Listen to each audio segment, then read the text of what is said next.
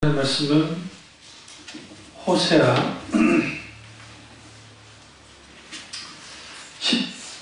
10장 호세아 10장 12절입니다. 호세아 10장 12절입니다. 너희가 자기를 위하여 공의를 심고 인애를 거두라. 너희 묵은 땅을 기경하라. 지금이 곧 여호와를 찾을 때니 마침내 여호와께서 오사 공의를 빛처럼 너희에게 내리시리라. 아멘. 묵은 땅을 기경하라라는 말씀으로 은혜를 나누려고 합니다. 우리가 신앙생활을 하다 보면 늘 은혜가 가득하고 또 하나님께 영광을 드리는 그런 일들이 있으면 좋겠지만 신앙생활을 오래 하다 보면 우리도 모르게 마음이 굳어질 때 있습니다. 또 때로는 우리에게 이런 문제, 저런 문제, 이런 상황, 저런 상황이 우리의 마음을 굳어지게 하기도 합니다. 그래서 예수님이 신자의 마음이 하나님의 말씀 가운데서 기경되듯이 막 이렇게 기경되면 좋은데 많은 경우 이제 뭐가 되어지냐면 말씀이 막히는 부분에 대해서 말씀하십니다. 마가복음 4장 19절을 보면 세상의 염려와 재물의 유혹과 기타 욕심이 들어와 말씀을 막아 결실하지 못하게 되는 자요. 이게 이제 가시떨기에 떨어진 나무의 씨 비유입니다. 여기서 세상의 염려, 그 다음에 재물의 유혹, 그리고 기타 욕심이 들어와서 말씀을 막는다라는 겁니다. 왜 우리가 묵은 땅을 기경해야 되느냐? 하나님의 말씀이 우리 가운데 깊이 심겨져야 되기 때문에 그렇습니다. 그러니까 오늘날 우리도 그렇고 많은 부분에서 한국교회 쇠퇴에 대해서 말할 때 많은 사람들이 이렇게 얘기하는 거예요. 숫자가 줄어드는 것에 대해서 아주 그러니까 우려합니다. 우려할 만하긴 합니다. 그럼에도 불구하고 그보다 더 큰 우려는 뭐냐면 말씀에 대한 감동이 사라지는 겁니다. 교회 가운데. 그 교회마다 말씀이 사라지고 그 말씀에 대한 감격함이 없어지는 거예요. 왜 그러느냐? 세상 유혹에 빠지거나 죄의 유혹에, 죄의 어떤 그런 것들, 욕심, 그리고 이런 기타 욕심에 빠져서 하나님의 말씀이 들어올 자리가 없어지는 거예요. 그러다 보니까 무슨 일이 벌어지냐면 이전에는 하나님 말씀이 참 깊이 들려졌었는데 가면 갈수록 들려지지 않는 그런 일들이 이제 있는 겁니다. 그럼 왜 그런 일들이 벌어졌을까? 그것은 결국은 많은 사람들이 교회에 나와서 심적인 안락함을 누리고자 합니다. 그러니까 뭔가 내가 마음이 편해지고자 하는. 그러다 보니까 온통 모든 관심이 어디를 향하냐면 어떤 평안하고, 좋게 말해서 평안함이에요. 편안하고, 그 다음에 하는 일이 좀 잘 되고, 더 큰 걱정 없이 그렇게 살아가면 좋겠다라고 생각합니다. 그리고 하나님께 열심히 기도하고, 또 봉사하고, 또 그러면 하나님 이런 문제를 다 해결을 시켜주시고 복을 받게 해준다라고 말합니다. 또 문제는 뭐냐면 이런 상황이 있다 보니까 기독교가 독선적인, 오늘날의 교회가, 많은 교회가 독선적인 만족과 기독교의 심적 안락을 위한 도구화가 되는 거예요. 교회가. 그러다 보니까 거기에 무슨 일이 벌어지냐면 하나님의 임재의식이 없는 예배가 드려지게 되고 거기에 형식화가 이제 일어나는 겁니다. 그러면 거기에 이제 뭐가 없게 되냐면 오늘 여기 묵은 땅을 기경하라고 있는데 왜 기경해야 되느냐? 지금이 곧 여호와를 찾을 때이기 때문이에요. 왜 우리가 여호와를 찾는 거예요? 하나님을 찾는 거예요? 하나님을 알기 위해서. 다시 말하면 하나님의 아는 지식을 갖기 위해서라도 우리는 뭐 해야 되느냐? 하나님을 찾아야 됩니다. 우리가 하나님을 이제 여호와를 찾는다라는 것을 왜 찾아요? 하나님을 만나려고. 왜 만나요? 하나님을 깊이 알고 사랑하려고요. 그런데 이러한 것들이 가능하려면 먼저 묵은 땅을 기경해야 됩니다. 우리 앞에. 그러니까 마음이 상해버리면 어떤 문제 가운데 그런 일이 있게 되면 우리 즉각 하나님께로 나아가서 하나님께 기도해야 되는데 우리는 그러지 못하는 경우가 있어요. 왜 그러냐면 마음 무너짐이 크고 이런 여러 상황 가운데 이렇게 흔들릴 때가 있기 때문에 그렇습니다. 그때마다 우리가 할 건 뭐냐면 하나님 앞에 뭐 하는 거예요? 그분을 찾고 그리고 그분을 좀 더 이제 기도하면서 주께 부르짖는 겁니다. 8장 호세아 8장 2절 보면 그들이 장차 내게 부르짖기를 나의 하나님이여 우리 이스라엘의 주를 아나이다 하리라. 이스라엘이 이미 서를 버렸으니 원수가 그를 따를 것이라. 쭉 보시면 6절에 이것은 이스라엘에서 나고 장인이 만든 것이라 참신이 아니니 사마리아의 송아지가 산상조각 나리라. 그럼 여기서 나의 하나님이여 라고 부르짖었다는 거예요. 근데 이게 누구를 향해서 부르짖은 거예요? 우상을 향해서. 하나님께 부르짖는 게 아니라. 우리 자칫 잘못하면 하나님 아닌 다른 것을 향해서 우리가 뭐 할 수 있냐면 부르짖을 수 있습니다. 그래서 사람 의지하고 환경 의지하고 기타 등을 의지했을 때 거기에서 남는 것은 껍데기밖에 없어요. 6장 1절 보시면 오라 우리가 여호와께로 돌아가자. 여호와께서 우리를 찢으셨으나 도로 낫게 하실 것이요 우리를 치셨으나 싸매어 주실 것이라.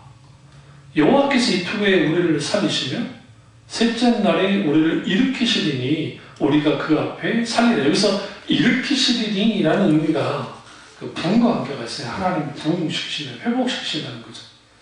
그러면서 3절은 아주 중요한 말입니다. 그러므로 우리가 여호와를 알자 힘써 여호와를 알자 그에 나타나시면 새벽같이 어김없나니 비와 같이 땅을 적신 늦은비와 같이 우리에게 임하시리라 하니니 했어요. 그럼 여기서 하나님의 부흥을 갈고 있다는 거죠. 근데 여기서 이제 문제는 뭐냐면 5장을 가면 이들을 부르짖으면 얼마나 웃긴 건지 알 수 있어요. 그건 뭐냐면 5장에서 하나님이 우상 숭배를 경계합니다. 그리고 이제 하는데 그들이 하는 말이에요. 5장 15절 그들이 그 죄를 뉘우치고 내 얼굴을 구하기까지 내가 내 곳으로 돌아가리라. 그들이 고난받을 때에 나를 간절히 구하리라 하면서 오라 우리가 여호와께로 돌아가자라고 했단 말이에요. 근데 여기서 뭐가 없냐면 그들이 하나님을 아는 지식이 없고 실제로 주님께로 돌아가지 않았기 때문에 그런 상태에서 이들이 어떤 아주 안일한 마음을 가졌냐면 여호와께로 돌아가는 거는 다 알아요. 그리고 주님이 싸매 줄 것도 다 알아요. 근데 이제 여기서 3절에 새벽빛같이 어김없나니 비와 같이 땅을 적시는 늦은 비와 같이 우리에게 임하시리 아니라. 여기 이게 문제인 거예요. 그러니까 하나님의 은혜가 혹은 여호와를 아는 지식이 새벽빛은 언제 와요? 늘 새벽 되면 빛이 있고 또 비가 내릴 때 땅이 적시는 비와 같이 늦은 비같이 자동적으로 임할 거라는 거예요. 뭐가 임할 거라는 거예요? 하나님의 크신 은혜가. 근데 그렇지 않다는 거예요. 그걸 어떻게 할 수 있느냐? 4절에 6장 4절에 에브라임아 내가 내게 어떻게 하랴? 유다야 내가 내게 어떻게 하랴? 너희의 이내가 아침 구름이나 쉬 없어질 이슬 같도다 하면서 그러므로 내가 선지자들로 그들을 치고 내 말로 그들을 죽였노라. 내 심판은 빛처럼 나오느니라. 이 말은 무슨 말이에요? 이 4절의 말씀이 좀 이해가 되지 않을 수 있어요. 왜 그러냐면 우리는 여호와께로 돌아가자가 자기들끼리 말을 하고 있고 그리고 늦은 비같이 하나님 은혜가 있을 거다. 여호와를 알자 했단 말이에요. 근데 하나님은 선지자를 통해서 뭐라고 말하느냐? 에브라임아 할 때 이 에브라임은 북이스라엘 전체를 의미합니다. 근데 뭐라고 합니까? 주님이 심판은 빛처럼 나온다라고 말합니다. 그래서 뭐라 책망하시냐면 나는 인애를 원하고 제사를 원치 아니하고 번제보다 하나님을 아는 것을 원한다. 그들은 아람처럼 언약을 어기고 거기에서 나를 반역하였느니라. 이 말은 무슨 말이야? 진정한 하나님께 돌이킴 없이 내가 여호와께로 돌아가겠다 돌아가지는 것도 아니고 자기가 이렇게 기도했는데 어김없이, 여기서 어김없다는 표현이 중요해요. 6장 3절 보세요. 어김없이 비와 같이 땅이 적시는 늦은 비와 같이 우리에게 임하시리라. 누가? 여호와를 아는 것들이. 이런 경우 없다고요. 예전에 제가 이걸 잘못했었다 그렇게 말씀드렸어요, 여러분에게. 그러니까 언뜻 읽으면 이 말씀이 6장 1절에서 이 3절에 있는 말씀이 아주 좋은 말씀 같긴 한데 진정으로 우리 묵은 땅이 기경되지 않으면, 그러니까 우리 있는 이 잡초, 이 무성한 잡초들이 꽤 부셔지고 갈아엎어지지 않으면 하나님을 사랑하는 것, 응? 하나님을 아는 것, 이것이 불가능한 거예요. 단순히 하나님 앞에 나와서 그냥 하나님 이렇게 하면 다 될 거야, 그게 되지 않는다니까요. 그러니까 그들이 간절히 구한다잖아요. 구하긴 했는데, 기도하긴 했는데 뭐가 문제예요? 그들이 실제로 하나님 앞에 자기가 모든 것을 이제 전환하고 깨뜨리고 방향을 바꿔야 되는데 모든 것을 갈아엎어야 되는데 엎지 않으니까 이런 일들이, 그러니까 주님이 호사를 통해서 이렇게 설명하는 겁니다. 그래서 이게 연장선상에서 이제 10장을 보시면 그 10장 1절 보세요. 이스라엘은 열매 맺는 무성한 포도나무라. 그 열매가 많을수록 제단을 많게 하며 그 땅이 번성할수록 주상을 아름답게 하도다. 그들이 두 마음을 품었으니 이제 벌을 받을 것이라.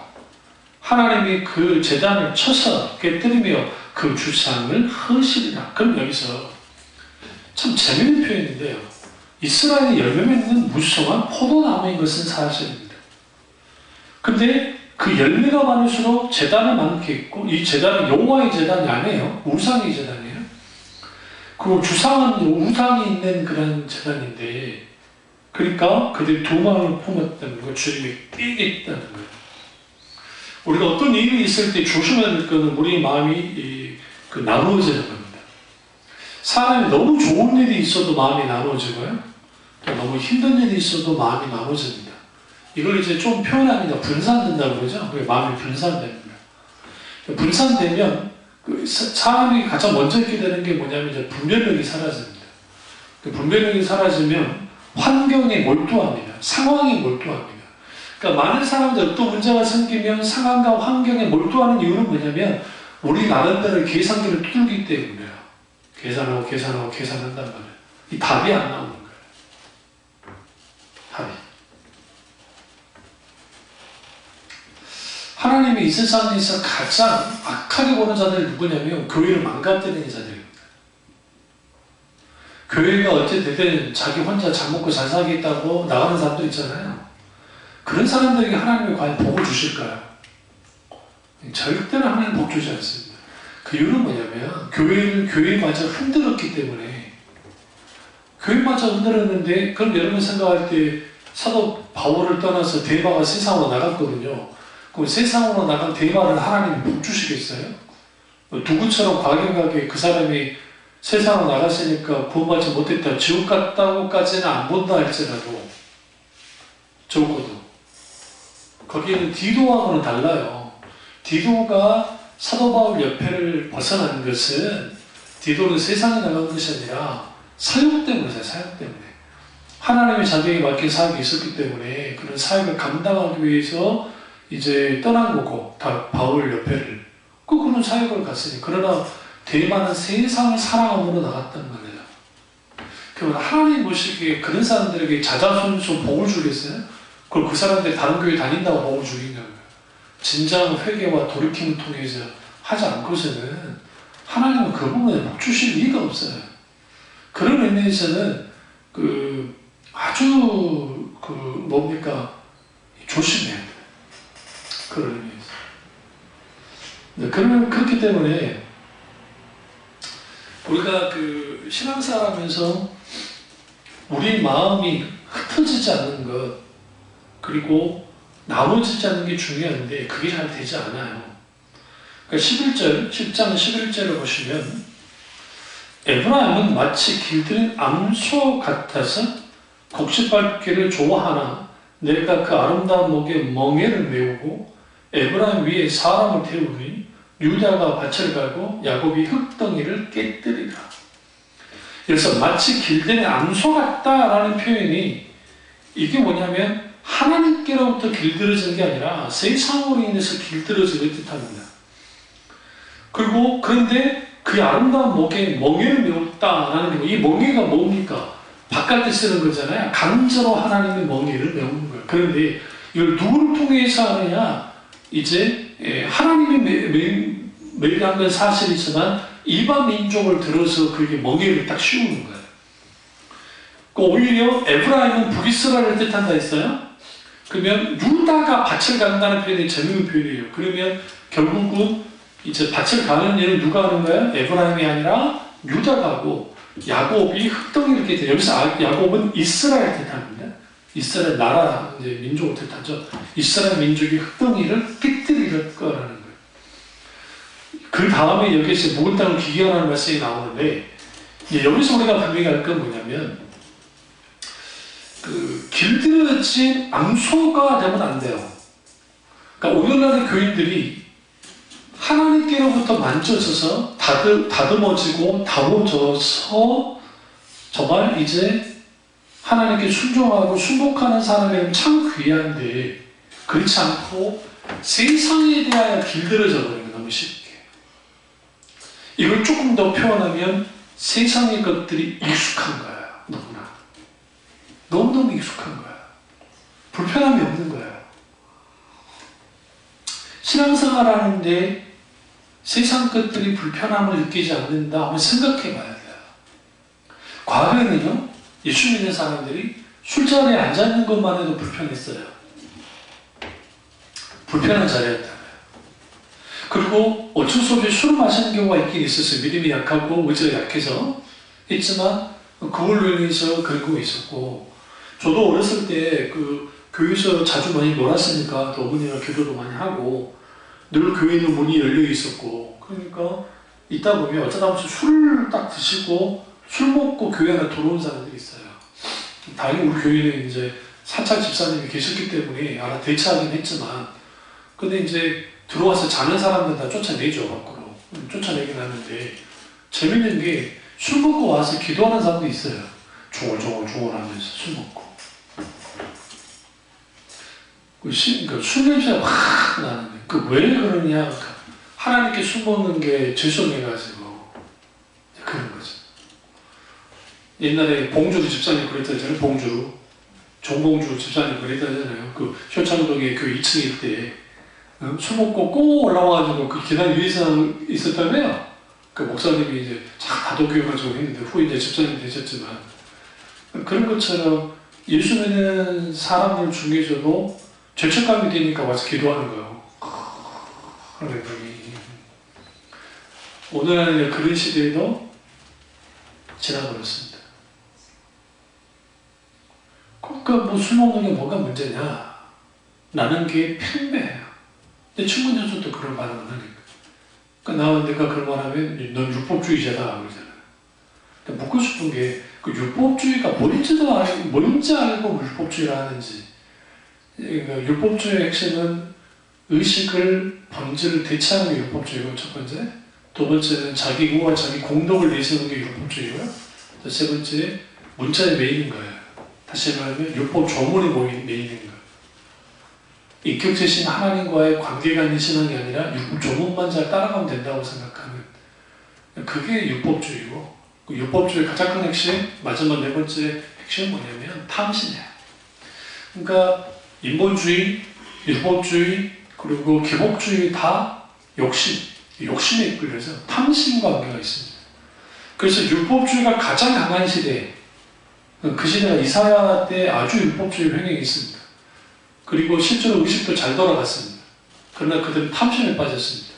예레미야 시대도 똑같이 탐심에 빠졌다 주님 말이에요. 그래서 그 적기 작은 자부터 선지자 이르기까지 제사장이 이르기까지 그들은 다 탐심에 빠졌고 이스라엘 시대도 말할 것도 없고 그거 왜 그러냐? 이게 율법주의니까. 그 율법주의의 모든 그러니까 신앙의 본질로부터 떠난 모든 것은 탐심과 관계 있어요. 그래서 신약에서 탐심이 곧 뭐라고 그랬어요? 우상 숭배라고 했단 말이에요. 그러면 오늘 여기 그 있는 이 아름다운 멍에를 메우다 왜 메우시느냐? 함부로 이제 망나니처럼 막 다니지 않도록 하려는 거예요. 누가? 하나님께서. 그러나 세상에 하나님을 믿는다고 하는 사람들이 길들여지면 이게 대책이 없습니다. 왜냐하면 호세아서는 이제 북이스라엘 선지자였으니까 북이스라엘이 이때가 어느 시대냐면요. 여로보암 2세라고 하는 사람이 통치한 시기인데 다윗이 영토를 확장했잖아요. 그 영토보다 더 크게 확장한 사람이 그 여로보암 2세예요.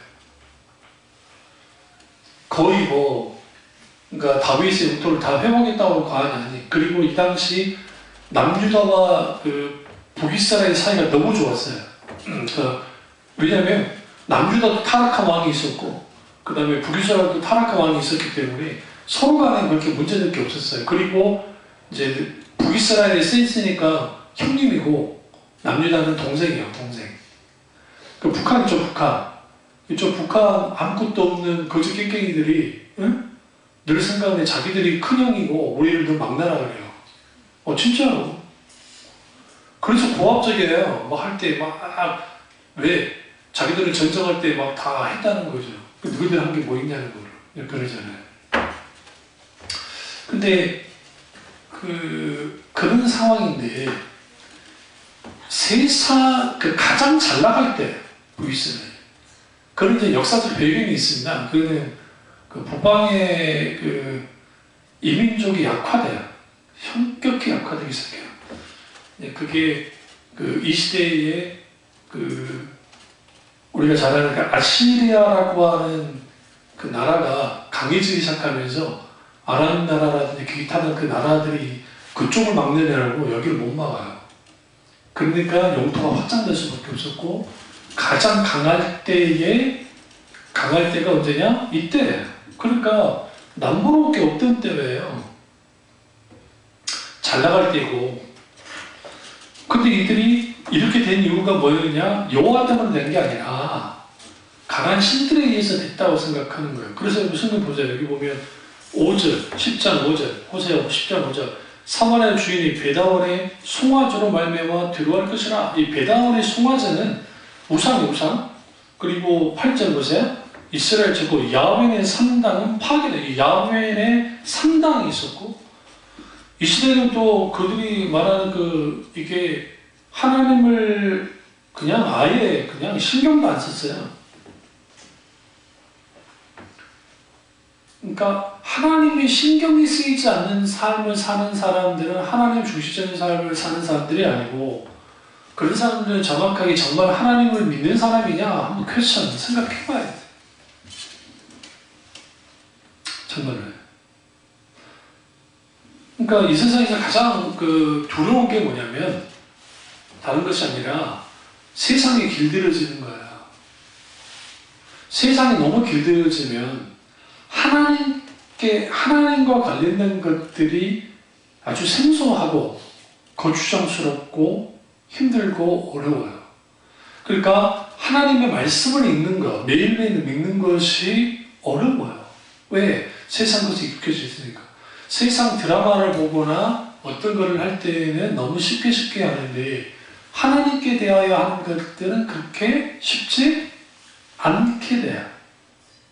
그래서 이걸 이제 여목사님은 빈익빈 부익부 영적인 빈익빈 부익부 현상이라고 했는데 영적으로 메말라가는 사람들은 늘 영적으로 메말라가는 거예요. 가난해지고 영적으로 부해지는 사람은 영적으로 계속적으로 부해지는 거예요. 그리고 더 놀라운 것은 하나님께 대하여 열려있고 또 하나님의 놀라운 주권 안에 살아가는 사람들에게 있어서 하나님께 순종하는 것은 지극히 자연스러운 것인 거예요.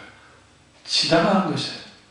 그렇다고 자동적으로 된다는 말은 아니지만 그래도 불구하고 그 순종하는 것에 대해서 그렇게까지 어려워하지 않습니다. 그러나 하나님께부터 멀어질수록 하나님께 순종하기가 어려워져요. 이 부분을 해리 브레카비 목사님이 뭐라고 했냐면 그분의 책 하나님을 경험하는 삶이라는 책에서 왜 사람들이 하나님께 전환하는 것이 그렇게 어려울까? 그러니까 대가 치르는 것이 어려울까? 그 이유는 한 가지밖에 없다는 거예요. 그 대가 치르는 어려운 이유는 그들이 하나님께로부터 멀어졌기 때문인 거예요. 그러니까 하나님께로부터 멀어지고 하나님과의 관계가 문제가 있으면 있을수록 하나님께 대가 치르는 것이 어렵고 힘들고 버거워요. 그러나 반대로 하나님과의 관계가 회복된 사람들에게 있어서의 대가출매라는 것은 그 부분에 있어서는 그들도 어렵기는 하지만 못할 일은 아니에요. 무슨 말인지 아시죠? 그러니까 아브라함이 이삭을 바칠 때 이거 못할 일이잖아요. 솔직히 세상으로 봤을 때. 그러나 그는 못할 일이 아니었어요. 아브라함이 있었어요. 기꺼이 하나님 앞에 드리려 합니다. 순종하자. 그러니까 이거죠. 나의 전부인 이삭이 나보다 더 소중한 아들 이삭을 하나님께 바치는 것과 예수님께 찾아 나왔던 젊은 부자 청년이 나와가지고 너희 전 재산을 하나님께 드리고 나를 따르는 것과 뭐가 더 크겠어요? 여러분 생각할 때 전 재산이겠어요? 아니면 아들, 나의 독자 아들을 드리는 것이겠어요? 물론 우리는 독자 아들을 드리는 거라 쉽게 말할 수 있습니다. 그러나 여러분가 아셔야 돼요. 둘 다 아주 중요해요. 인간은 기본적으로 둘 다 놓치고 싶어 하지 않아요. 네, 이게 굉장히 중요해요. 근데 그렇기 때문에 우리가 분명히 뭘 보셔야 되냐면 그런데 아브라함도 갈등하면서 사흘길을 가서 이삭을 바치죠. 근데 이 청년은 그냥 예수님께 말씀을 듣고 그리고 돌아가서 집에 돌아가서 계속 갈등을 해요. 그리고 더 이상 주님을 따르지 않았다. 이 말은 무슨 말이에요? 대가를 주지 않았다는 거예요. 그러니까 우리가 대가 치료의 문제는 무엇을 이해하셔야 되냐면 내가 하나님을 얼마나 사랑하느냐의 정도에 따라 달라져요. 내가 아들 이삭보다 하나님을 사랑하고 내가 내 물질보다 하나님을 사랑하면 기꺼이 하나님께 드릴 거예요. 대가 치고. 그런데 이것은 우리가 설교를 할 때나 상자를 향할 때 쉽게 말할 수 있는데 그게 내 문제가 됐을 때 이게 좀 심각해져요. 쉽지 않아요. 그런데 여러분 놀랍게도 초대교회에 놀라운 하나님의 역사가 나타났고 초대교회 가운데 하나님의 어떤 신앙의 본질과 하나님의 부흥의 역사가 나타났습니다. 그때 바나바뿐만 아니라 많은 크리스찬들이 전 재산을 팔아 하나님께 드렸습니다. 놀랍지 않습니까?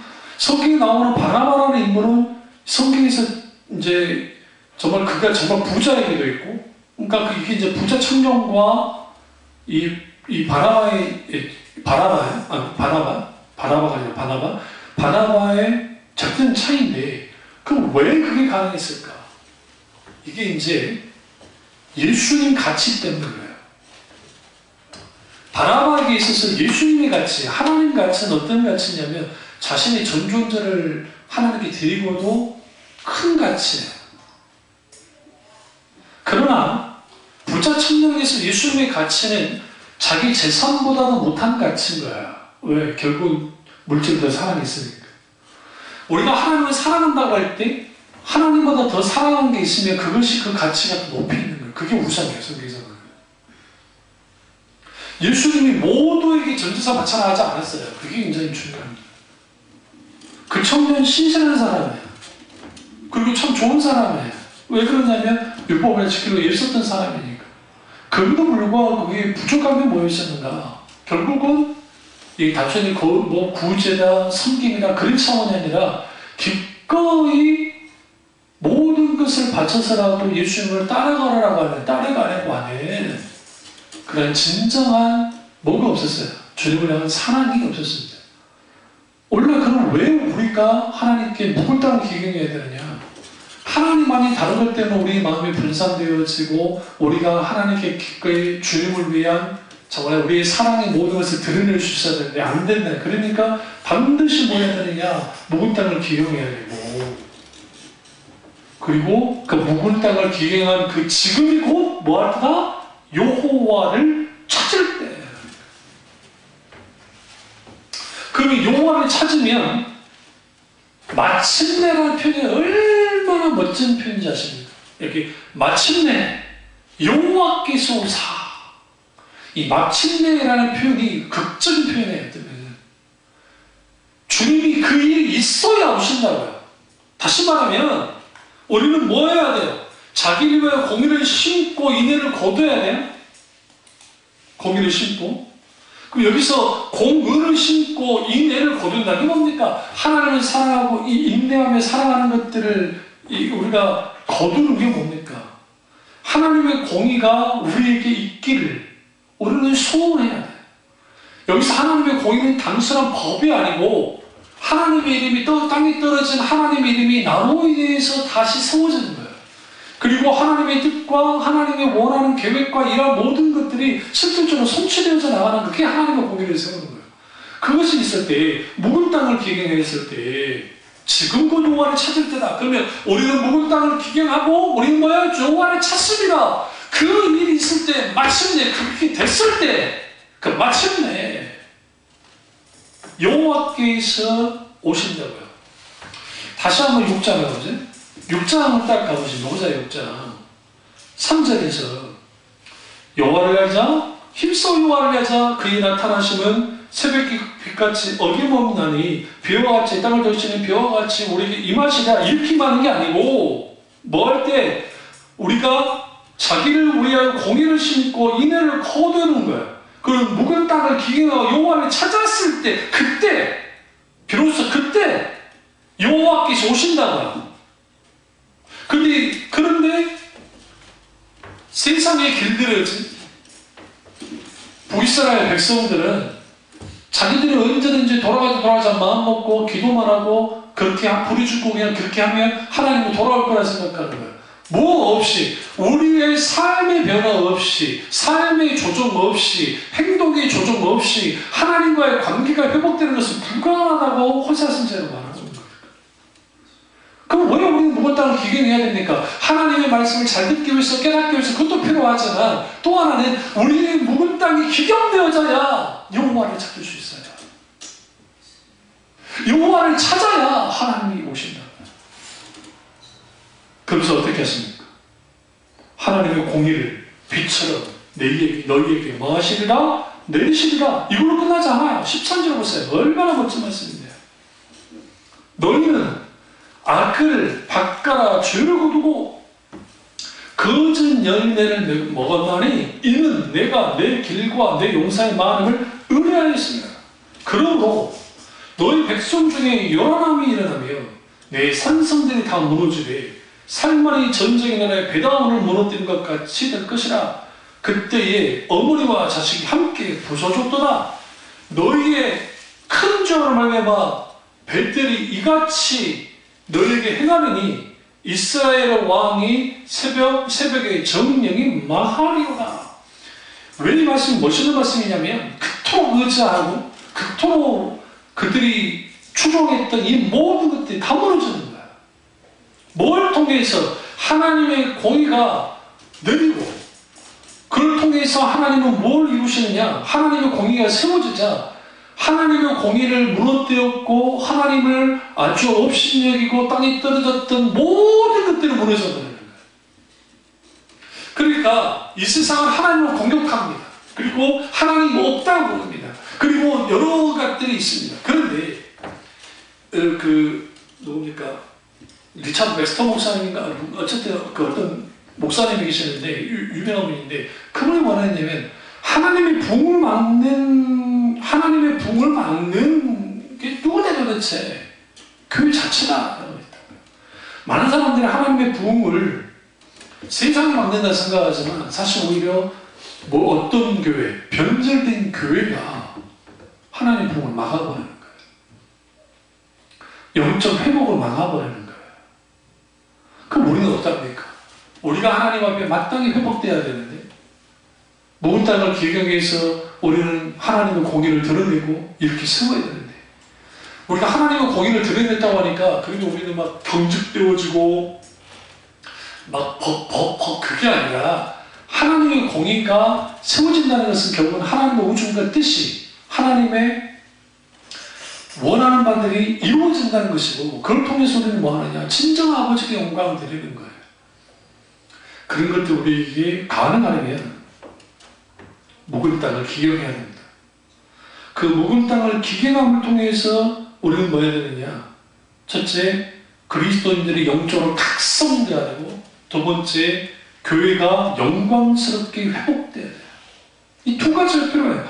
예수 믿는 그리스도는 각성되어지고 교회의 영광스러움이 회복되어질 때 우리가 묵은 땅을 왜 기경해야만 하는지 알 수 있고, 그리고 우리 주위에 있는 하나님의 영광을 가리고 하나님의 이름을 땅에 떨어뜨렸던 모든 것들께 부셔지고, 아버지는 아버지 이름을 세우면서 뭐하느냐, 아원의 송아지 하나님을 대신했던 것들이 다 무너지는 거예요. 하나님의 공의가. 그 하나님의 공의가 물같이 막 하면 아모스를 통해서 말씀했죠? 우리가 뭐 물이 바다 넘치는 것처럼 여호와의 영광이 인정하는 것이 온 세상에 가득하리라. 여호와를 인정하는 것들이 온 세상에 가능하게 된 게 뭐냐? 하나님의 공의가 세워질 때. 그래서 그 하나님의 공의가 세워지면 땅에 떨어졌던 하나님의 이름이 다시 일어나기 시작하고, 손가락질 당했던 교회 성도들이, 교회가 다시 하나님의 영광 가운데 하나님의 이름에 걸맞는 빛을 발하기 시작하고, 빛과 소금의 칼을 감당하기 시작할 때에 이 세상이 달라지는 거예요. 그리고 거기에 교회가 존재할 가치가 있고 그렇게 되는 겁니다.